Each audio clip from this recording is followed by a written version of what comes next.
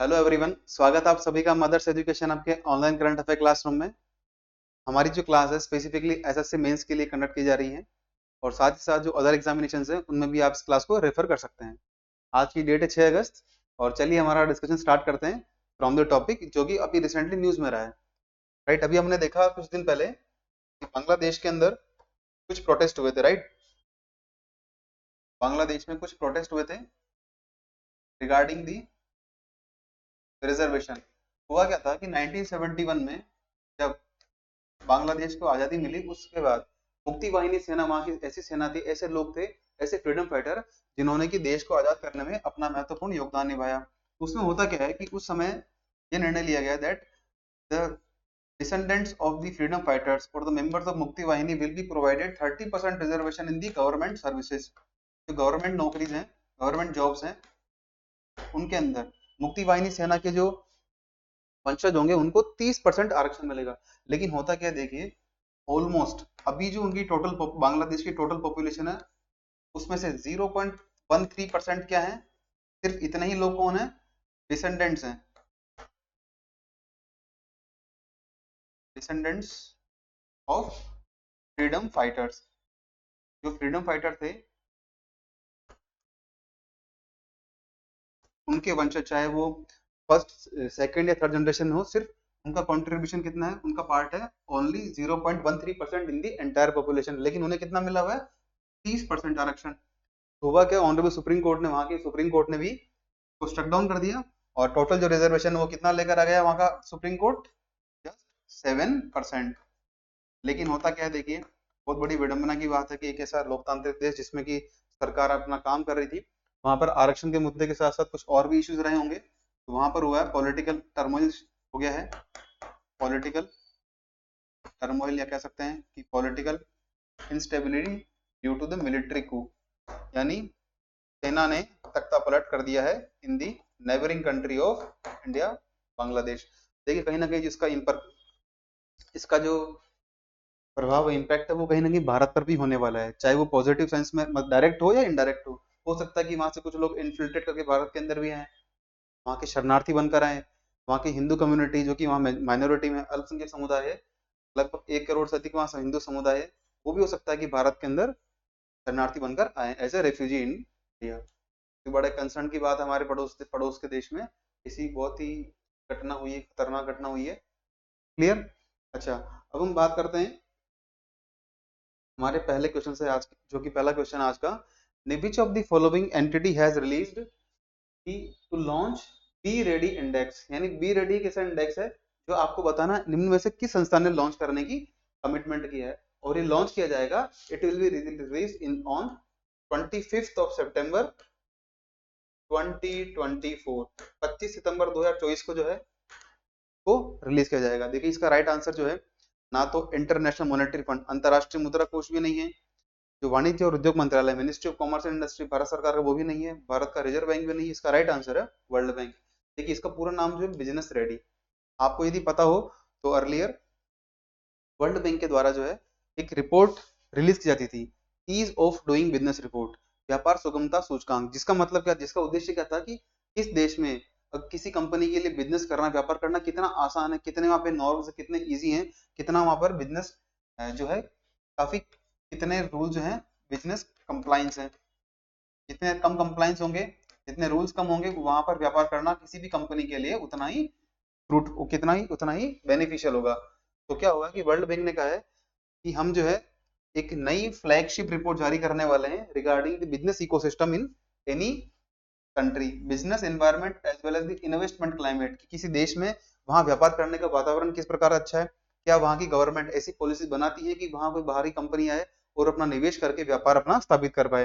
Right, साथ ही साथ ये जो रिपोर्ट है ये असेस करेगी, ये मूल्यांकन करेगी कि सरकार के द्वारा जो रिलीज किए गए हैं रेगुलेटरी फ्रेमवर्क, नियामकी जो ढांचा है, नियामकी जो नियम है, और साथ ही साथ जो पब्लिक सर्विसेज यानी पब्लिक सर्विसेज दी जाती हैं उनकी किस तरह की क्वालिटी है, वो देखा जाएगा इस रिपोर्ट के माध्यम से बाय वर्ल्ड बैंक यानी विश्व बैंक के द्वारा।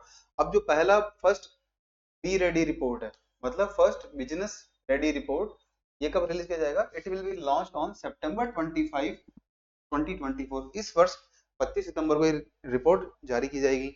अब होता क्या देखिए, 2020 में जो विश्व बैंक की रिपोर्ट थी, व्यापार सुगमता सूचकांक, जिसका नाम था ease of doing business index English में, ये रिपोर्ट क्या होता है, इसमें कुछ फ्लॉज थे, कुछ कमियां थी, इस वजह से इस रिपोर्ट को बंद कर दिया गया 2021 के अंदर। और वर्ल्ड बैंक ने कहा है कि हम हमारी जो पुरानी रिपोर्ट थी ease of doing business report, we are replacing it by B Ready report.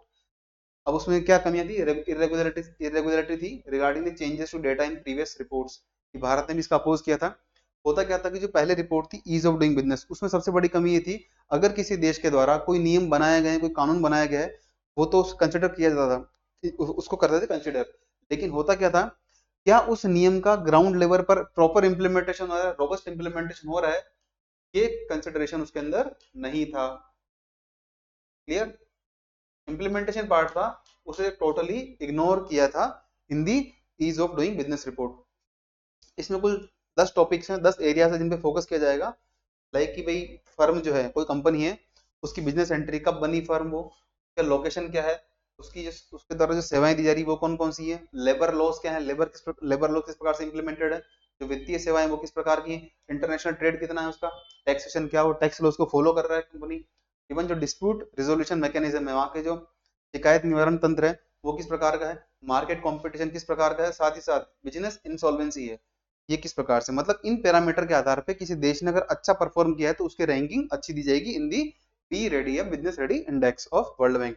अब देखिए भारत सरकार ने कुछ अच्छे इनिशिएटिव लिए, इसकी वजह से क्या हुआ, पिछले वर्ष 2023-24 में भारत का कुल एक्सपोर्ट रहा है more than 760 billion US dollar, कि 760 अरब यूएस डॉलर से अधिक हमारा क्या रहा है, एक्सपोर्ट रहा है पिछले वित्त वर्ष 2023-24 में। तो नेक्स्ट क्वेश्चन हमारा है, यह विच of the following country is not a participant in the Mekong Ganga cooperation project of 6 countries, 6 देशों का एक परियोजना है, इसका नाम है मेकोंग गंगा सहयोग परियोजना।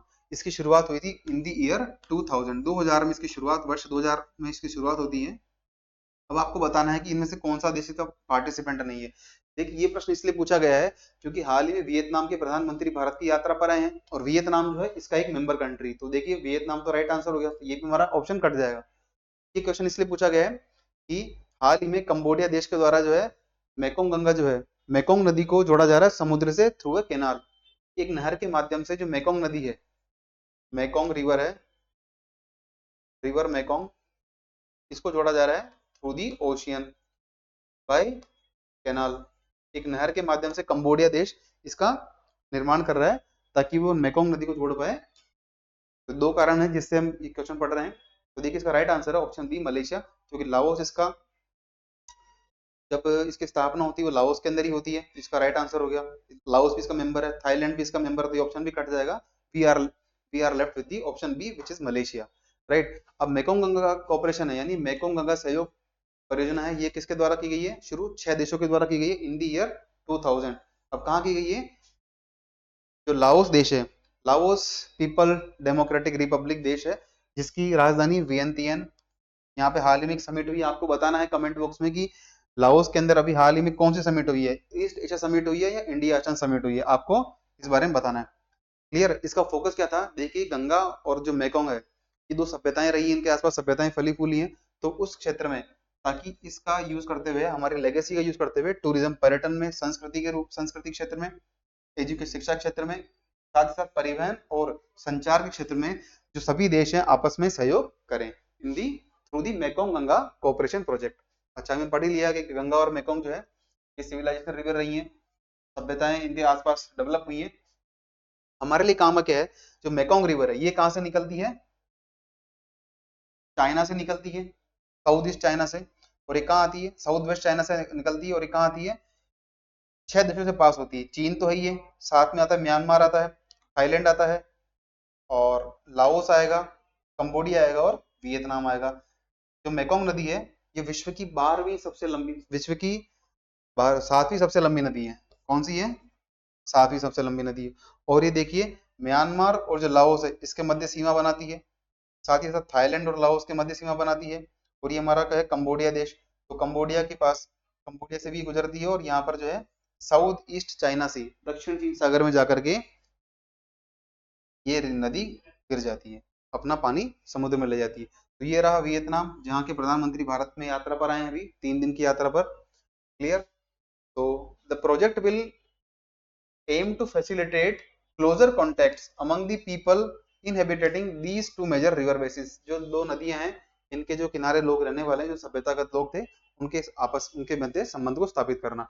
कुल जो 5-6 कंट्रीज हैं, एक तो देखिए हमारा प्यारा भारत, ये रहा हमारा इंडिया। साथ ही कौन कौन सा देश है, तो म्यांमार है इसके अंदर, फिर थाईलैंड है, कंबोडिया है, लाओस है और वियतनाम है। ये कुल 6 देश है। 5 जो आसियान देश है, 5 कुल 10 में से 5 आसियान देश के मेंबर कंट्री हैं और एक इंडिया है। आई होप यहाँ तक क्लियर होगा आपको। अब हमारे बात करें इस विजिट के बारे में, क्यों पढ़ रहे हैं। इंडिया वियतनाम के जो बायलैटरल रिलेशन है, मतलब द्विपक्षीय संबंध है, वो किस प्रकार से है।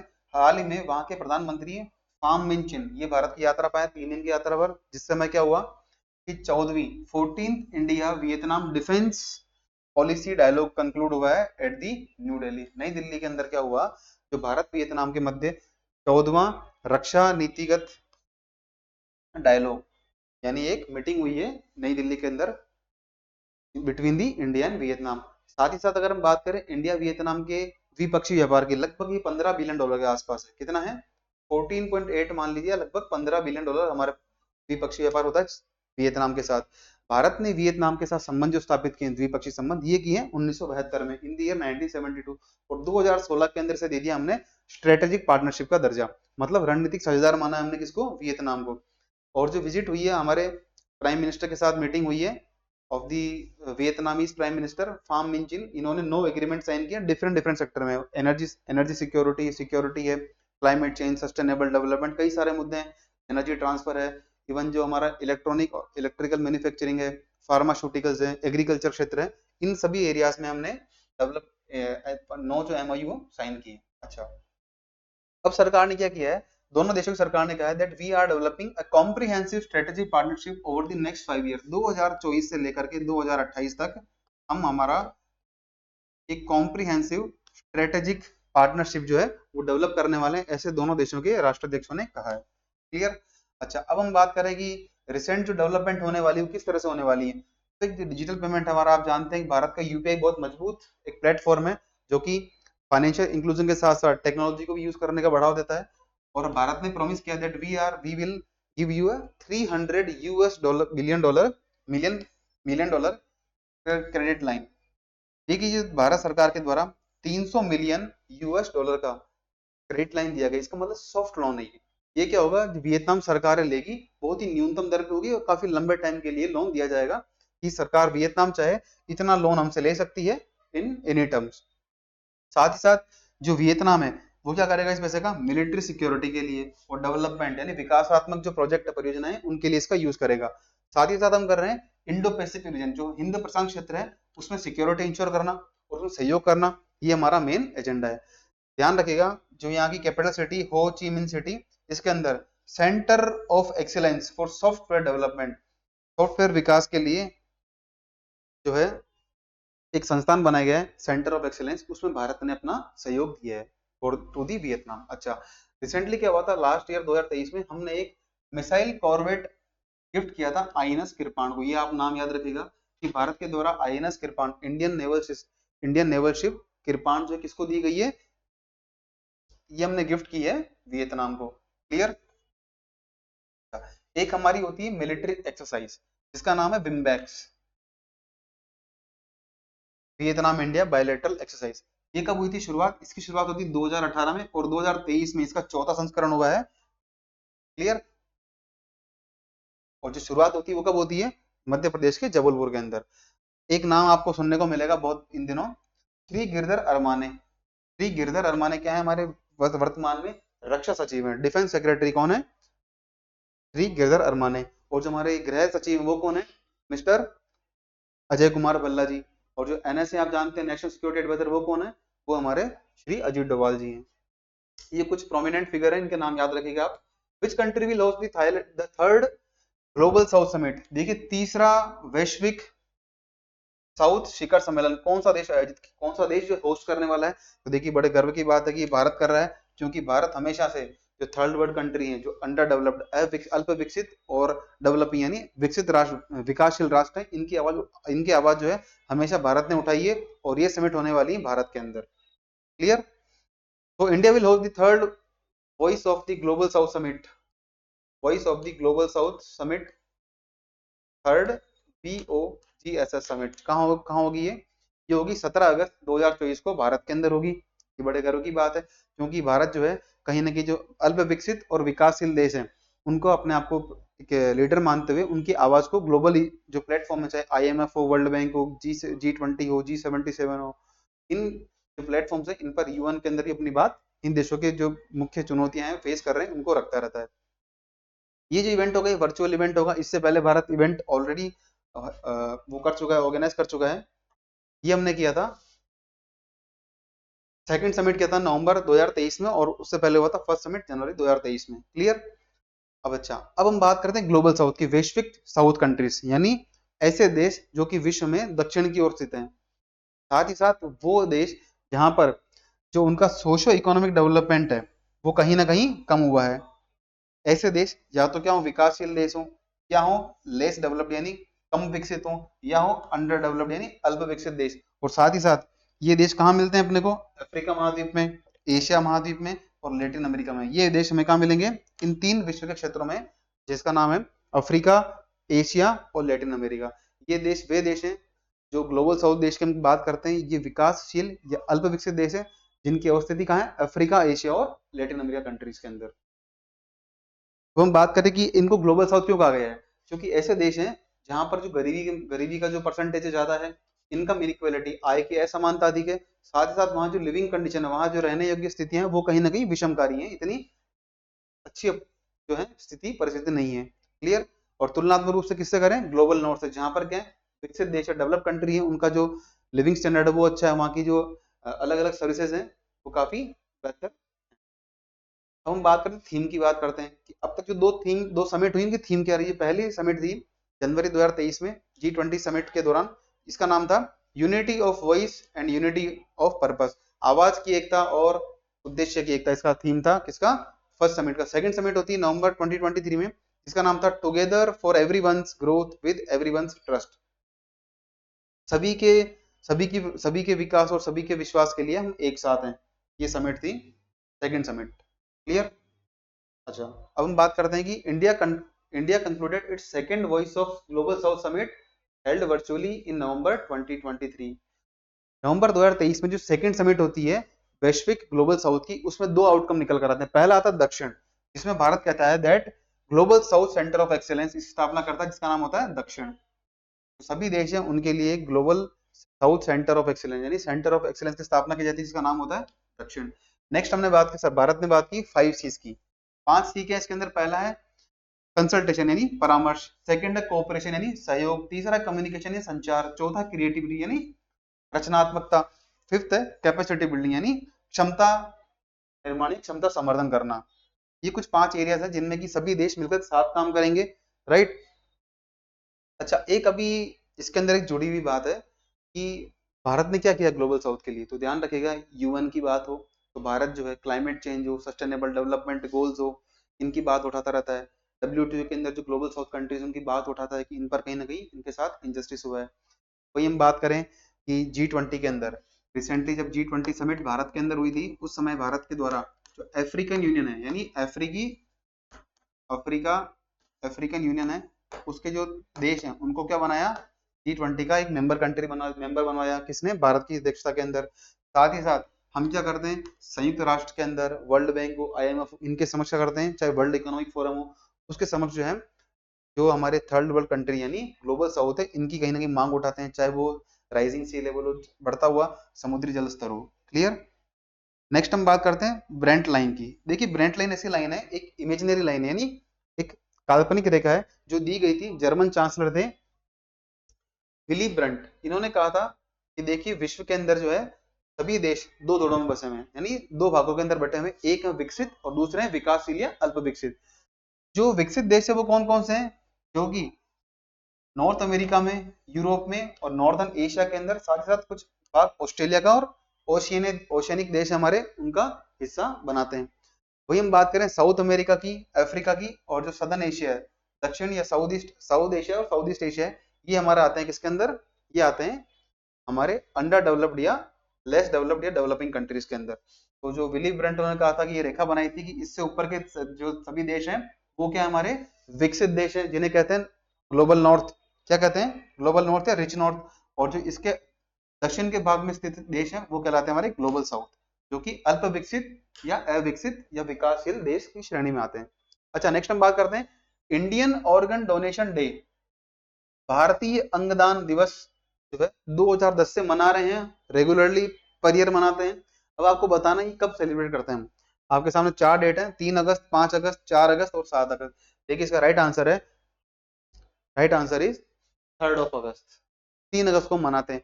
ये न्यूज में इसलिए रहा है बिकॉज हाल ही में क्या हुआ है, इसके संबंध में एक आयोजन भी किया गया था। क्या हुआ था, the Indian organ donation day is observe annually since 2010।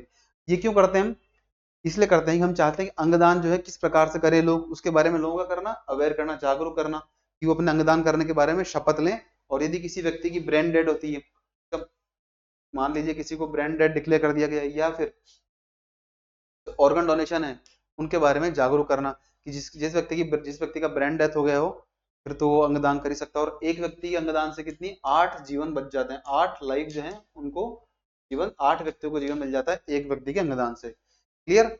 और साथ ही साथ जो अंगदान के साथ जुड़े हुए मिथ्स हैं, यानी मिथक है, उनको दूर करना।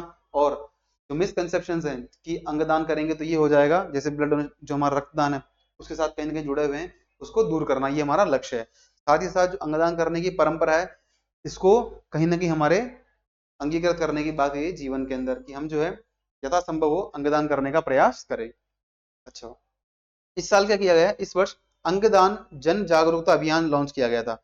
अंगदान जन जागरूकता अभियान लॉन्च किया गया था, जिसका मेन काम था जागरूकता से आप समझ सकते हैं कि अवेयरनेस कैंपेन था ये, जिसके तहत क्या हुआ, जुलाई का पहला सप्ताह था, द मंथ ऑफ जुलाई, इसका इसे किया गया था द ऑर्गन डोनेशन मंथ, यानी अंगदान माह घोषित किया गया जुलाई महीने को। पूरा जुलाई महीना क्या था, अंगदान माह था, अंडर दी अंगदान जन जागरूकता अभियान। क्लियर। अब कुछ 3 दिन और देखते हैं हम यहाँ पर जो सेलिब्रेट करते हैं। पहला है हमारा 7 अगस्त, जिसे मनाते हैं national handloom day. National handloom day, राष्ट्रीय हथकरघा दिवस। क्यों मनाते हैं कि देखिए 7 अगस्त 1905 को स्वदेशी आंदोलन की शुरुआत होती है, और इसी के तहत क्या होता है कि भारत, उस समय भारत अंग्रेजों का गुलाम था, हम भारत ब्रिटेन के अधीन थे। हम चाहते थे कि हमारी जो इंडिजिनस इंडस्ट्रीज है, हमारी जो स्वदेशी उद्योग हैं, उनको बढ़ावा मिले, इसलिए हमने हथकरघा उद्योग को बढ़ावा देने का प्रयास किया। तो 2015 से 7 अगस्त को हम क्या मनाते हैं, नेशनल हैंडलूम डे। क्लियर। अच्छा, नेक्स्ट हम बात कर रहे थे 5 अगस्त की। देखिए इस दिन मनाते हैं इंटरनेशनल ट्रैफिक लाइट डे। 5 अगस्त को क्या मनाते हैं, अंतरराष्ट्रीय ट्रैफिक लाइट डे मनाते हैं 5 अगस्त को। 1 अगस्त को मनाते हैं वर्ल्ड लंग कैंसर डे। वैश्विक जो लंग कैंसर है उसको मनाते हैं, उसके बारे में जागरूकता लाने के लिए मनाते हैं, 1 अगस्त को मनाते हैं अंतरराष्ट्रीय लंग कैंसर दिवस। क्लियर। नेक्स्ट हमारा 4th national Hindi science conference 2024 was recently held in which of the state. कि भारत के किस राज्य के अंदर चौथा राष्ट्रीय हिंदी विज्ञान सम्मेलन आयोजित किया गया था। देखिए इसका राइट आंसर जो है वो है मध्य प्रदेश, क्योंकि ये भोपाल के अंदर आयोजित किया गया था। और इसका बेसिक ऑब्जेक्टिव है जो रिसर्च पेपर है हमारे, उन सबका क्या करना, उनका पब्लिकेशन करना इन हिंदी लैंग्वेज। भारत की जो हिंदी भाषा है हमारी, उसमें अगर उसका किसी रिसर्च पेपर का, किसी भी रिसर्च पेपर का अगर हिंदी में पब्लिकेशन होगा, तो कहीं ना कहीं हमारे आम लोग हैं उनको पढ़ने का अवसर मिलेगा और उसका भाषा का विकास भी होगा। ये किसने किया था, the council of scientific research, the council of scientific and industrial research CSIR के साथ advanced materials and process research institute CSIR AMPRI के द्वारा ये आयोजित किया गया था। ये था हमारा 4th एडिशन, जो कब से कब हुआ था, 30 जुलाई को हुआ था इन भोपाल। 30 और 31 जुलाई 2 दिन चला था, कॉन्फ्रेंस चली थी।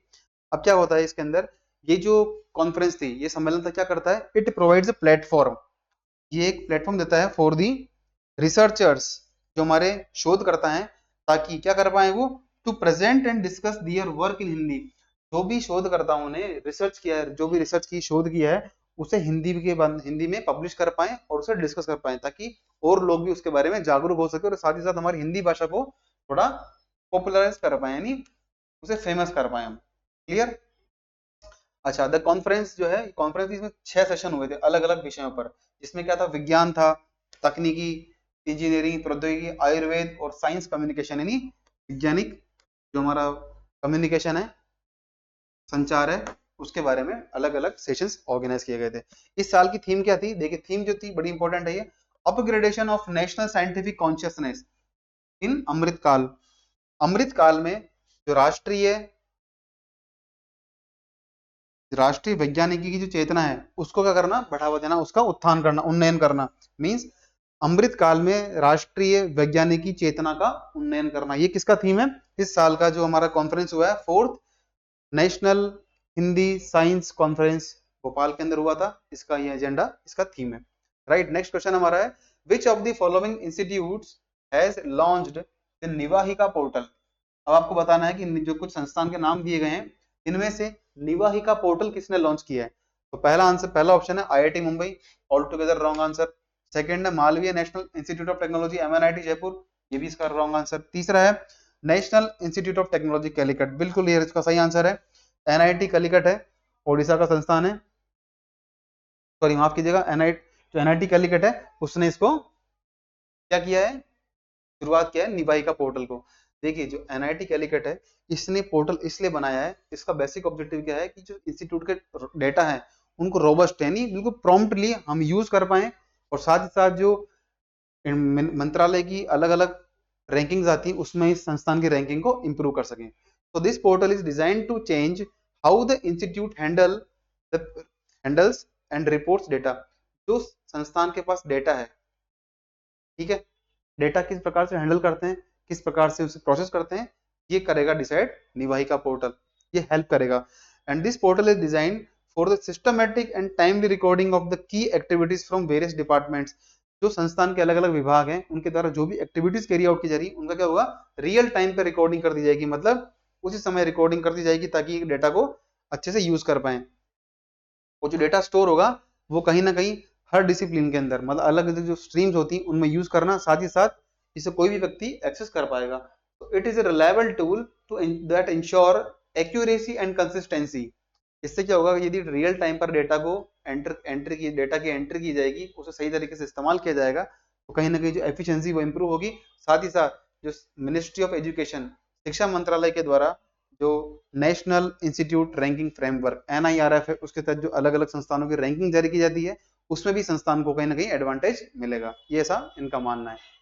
अच्छा, कुछ बात करते हैं, कुछ न्यूज जो है बड़ी इंपॉर्टेंट रही है। तो पहली न्यूज है, Bharatanatyam and Kuchipudi veteran Yamini Krishnamurthy died. तो यामिनी कृष्णमूर्ति हैं जो कि प्रसिद्ध भरतनाट्यम और कुचिपुड़ी जो नृत्यांगना है, उनका हाल ही में निधन हुआ है। कुचिपुड़ी देखिए आंध्र प्रदेश का डांस है, किसका है, आंध्र प्रदेश का। भरतनाट्यम कहाँ का है, तमिलनाडु का। क्लियर? तो ये दो नृत्य हैं, इनमें बड़ी प्रसिद्ध नृत्यांगना रही है यामिनी कृष्णमूर्ति जी, इनका हाल में निधन हुआ है। इनका जन्म हुआ था 1940 के अंदर आंध्र प्रदेश के अंदर। साथ ही साथ इन्होंने ज्वाइन किया था कला क्षेत्र स्कूल ऑफ डांस, जो कि चेन्नई में स्थापित किया गया था। यदि आपको पता हो तो पद्म पुरस्कार विजेता है रुक्मिणी देवी अरुणडेल। रुक्मिणी देवी अरुणडेल है, ये पद्म पुरस्कार विजेता प्राप्त महिला नृत्यांगना है। इनका संस्थान था चेन्नई में कला क्षेत्र स्कूल ऑफ डांस, जिसको इन्होंने ज्वाइन किया था। और इन्होंने दो नृत्य के साथ साथ जो कार्नेटिक म्यूजिक यानी कर्नाटक संगीत है और वीणा है, इसमें भी इन्होंने अपना एक्सेलेंस हासिल किया था यामिनी कृष्णमूर्ति जी के द्वारा। इसी के उपलक्ष्य में जो इनका योगदान रहा है, तो इन्हें 28 वर्ष की आयु में इन द ईयर 1968 इन्हें मिला था पद्मश्री। पद्मश्री पुरस्कार से सम्मानित किया गया 1968 में। उसके बाद पद्म भूषण दिया गया 2001 के अंदर, और पद्म विभूषण दिया गया 2016 के अंदर। तो जो हमारे 3 प्रेस्टिजियस अवार्ड हैं, पद्म पुरस्कार, पद्मश्री, पद्म भूषण, पद्म विभूषण, उनसे सम्मानित महिला रही है यामिनी कृष्णमूर्ति जी। तो हमारे लिए अपकमिंग एग्जाम के अंदर ये इंपॉर्टेंट फिगर हमारा हो जाती है। साथ ही साथ 1977 के अंदर जो संगीत नाटक अकादमी पुरस्कार है, वो भी इन्हें प्रदान किया गया है। ये आप जरूर याद रखिएगा, इन्हें भारत रत्न नहीं मिला है, 3 तो पद्म पुरस्कार मिले हैं और एक मिला है संगीत नाटक अकादमी पुरस्कार। अच्छा, एक डेवलपमेंट आया है फ्रॉम दी पेरिस ओलंपिक। जो नोवाक जोकोविक प्लेयर हैं सर्बिया के, इन्होंने हराया है स्पेन के कार्लोस एल्कारेज को और इन्होंने जीता है पेरिस ओलंपिक का गोल्ड मेडल। क्लियर। और ऐसा करने वाले सर्बिया के पहले खिलाड़ी बन चुके हैं। साथ ही साथ अब तक कुछ खिलाड़ी हैं जिनका नाम पढ़ लेते हैं हम। Steffi Graf, Andre Agassi, Rafael Nadal as well as Serena Williams. ये ऐसे प्लेयर हैं जिन्होंने गोल्डन स्लैम जीता हो। क्या जीता हो? Golden slam. मतलब इन्होंने चारों जो हमारे ग्रैंड स्लैम होते हैं, Australian open, French open, US open, Wimbledon open, ये चारों जीते हो। साथ ही साथ ओलंपिक का गोल्ड मेडल जीता हो। इसे कहते हैं गोल्डन स्लैम। क्लियर। ये पांचवें खिलाड़ी बन चुके हैं। पहले थे Steffi Graf, second Andre Agassi, तीसरे राफेल नडाल है, चौथे हैं सेरेना विलियम्स। राइट। और पांचवें खिलाड़ी बने हमारे सर्बिया के नोवाक जोकोविच। ध्यान रखिएगा, एक तो होता है ग्रैंड स्लैम, एक होता है हमने पढ़ा गोल्डन स्लैम, एक होता है गोल्डन ग्रैंड स्लैम। जिसमें क्या होता है कि जिस वर्ष ओलंपिक हो,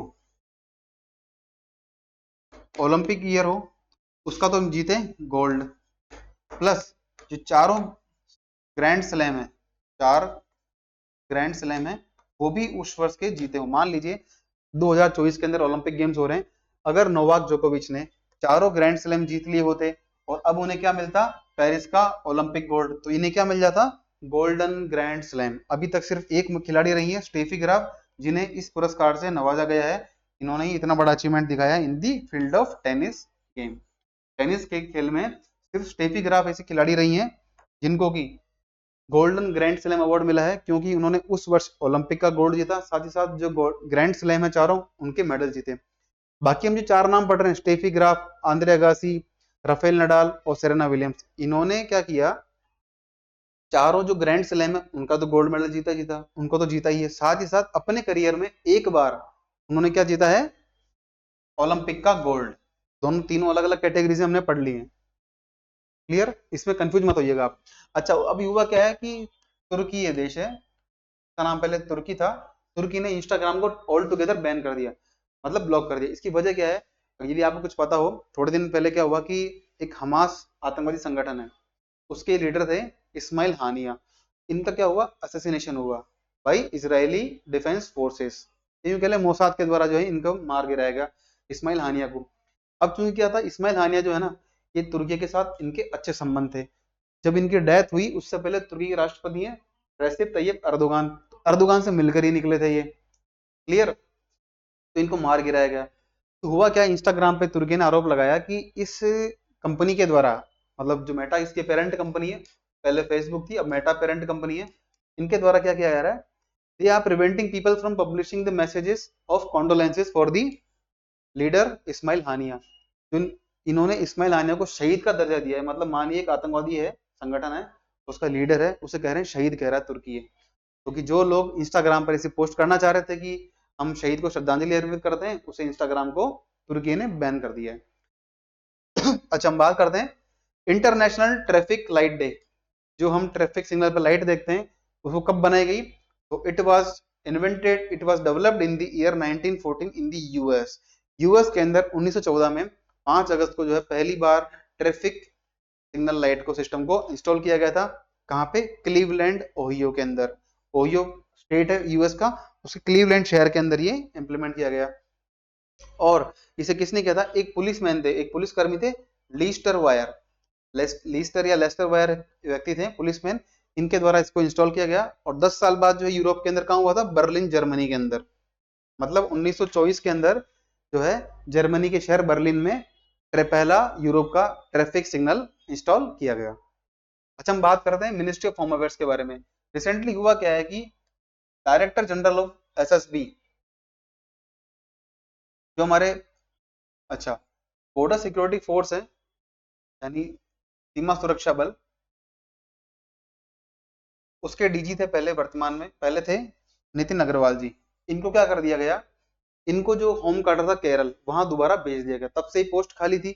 अब क्या हुआ है, जो सशस्त्र सीमा बल है एसएसबी है, उसके डीजी हैं महानिदेशक है दलजीत सिंह चौधरी। इन्हें दिया गया है अतिरिक्त charge of border security force. Clear. मतलब क्या है, सशस्त्र सीमा बल के महानिदेशक है दलजीत सिंह चौधरी, आईपीएस अधिकारी हैं। इन्हें अतिरिक्त चार्ज दिया गया है of the DG BCF BSF. BSF का भी इन्हें अतिरिक्त चार्ज दिया गया है क्योंकि इससे पहले थे नितिन अग्रवाल जी, इनको ट्रांसफर कर दिया गया into the state of Kerala, जो उनका मूल काडर था। अब हमारे लिए इंपॉर्टेंट क्या बात आती है, बीएसएफ की स्थापना कब होती है और ये किस, जो कौन कौन सी सीमाएं उनका ध्यान रखती है, उन पर बॉर्डरिंग करती, उन पर बॉर्डर गार्ड करती है। तो देखिए बॉर्डर सिक्योरिटी फोर्स की स्थापना होती है in the year 1965 after the India Pakistan war. 1962 में जो भारत पाकिस्तान 1965 में जो भारत पाकिस्तान का युद्ध होता है उसके बाद इसकी स्थापना की जाती है बॉर्डर सिक्योरिटी फोर्स की, to guard the border between the India Bangladesh and India Pakistan. तो जो भारत की पाकिस्तान और बांग्लादेश दोनों से सीमाएं लगती हैं, उनको गार्ड करने का काम किसका है, बॉर्डर सिक्योरिटी फोर्स, सीमा सुरक्षा बल का। अच्छा नेक्स्ट हम बात करते हैं सशस्त्र सीमा बल, एसएसबी। एसएसबी की स्थापना कब होती है, जब क्या होता है 1962 में चीन के द्वारा, चीन के साथ युद्ध होता है हमारा, उसके बाद हमें जरूरत महसूस होती है कि हमें कहीं ना कहीं ऐसी सीमा सुरक्षा बल की रिक्वायरमेंट है जो कि हमारी इस तरफ की बॉर्डर को गार्ड कर पाए। तो क्या हुआ 1963 में हमने स्पेशल सर्विस ब्यूरो के नाम से मई 1963 में इस बल का गठन किया जिसका नाम है सशस्त्र सीमा बल। Clear, after the Chinese aggression in the year 1962। I hope यहाँ तक क्लियर होगा। लेकिन क्या होता है सन 2001 तक आते आते इसको जिम्मेदारी दे दी गई इंडिया नेपाल बॉर्डर की, और 2004 के अंदर जिम्मेदारी मिली to guard India Bhutan border. मतलब ध्यान रखिएगा बॉर्डर सिक्योरिटी फोर्स है वो करती है भारत की बांग्लादेश के साथ और भारत की पाकिस्तान के साथ लगने वाली अंतरराष्ट्रीय सीमा को, वहीं जो एसएसबी है ये गार्ड करता है भारत की नेपाल के साथ सीमा को और भारत के साथ भूटान की सीमा को, ये करता है गार्ड। क्लियर, आई होप यहाँ तक जो पढ़ाया गया आपको क्लियर होगा, किसी प्रकार का डाउट नहीं होगा।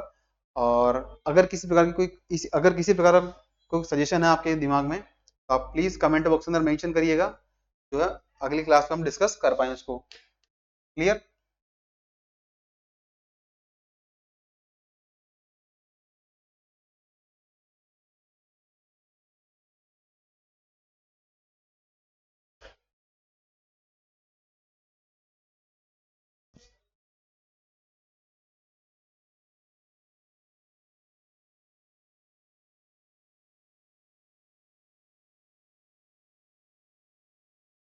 अच्छा ये जो हमारा टॉपिक था मेकोंग गंगा रिवर प्रोजेक्ट, इसके अंदर एक बात ध्यान रखिएगा आप, एक प्रोजेक्ट और है India Myanmar Thailand trilateral highways, IMT highways, IMT highways. Clear, ये जो है कभी अगर आपको क्वेश्चन आता तो आप कंफ्यूज मत होइएगा, India Myanmar Thailand highway trilateral highway तो कहाँ से निकलता है, भारत से होते हुए म्यांमार और ऑल ऑल टुगेदर पहुंचता है थाईलैंड तक। IMT highways, India Myanmar trilateral highway project, ये किसका है, भारत म्यांमार और थाईलैंड तीन देशों के मध्य चलने वाला ये प्रोजेक्ट हमारा आईएमटी प्रोजेक्ट। क्लियर,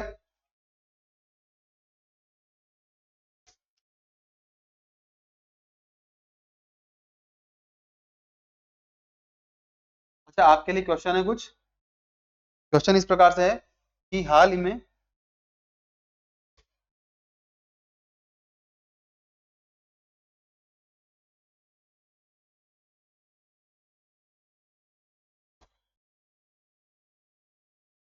एक मंत्रालय के द्वारा, भारत के किस मंत्रालय के द्वारा जो है,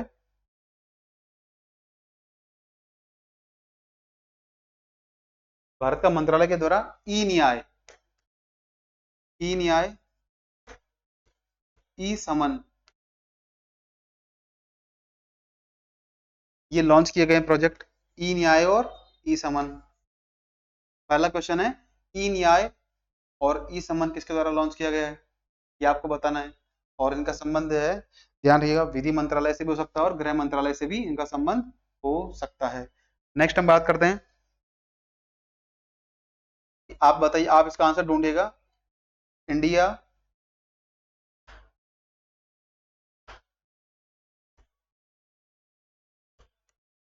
म्यांमार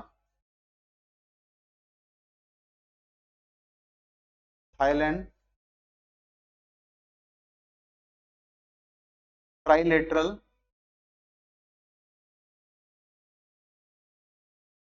हाईवे। प्रोजेक्ट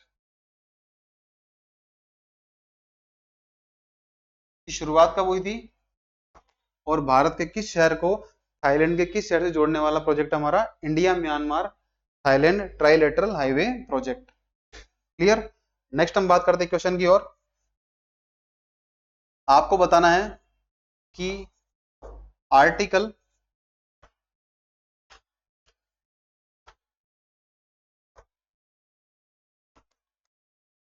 आर्टिकल 341 अनुच्छेद 341 न्यूज में क्यों रहा है और इसका संबंध जो है संविधान के किस भाग से है, यानी किस पार्ट में आता है ये, और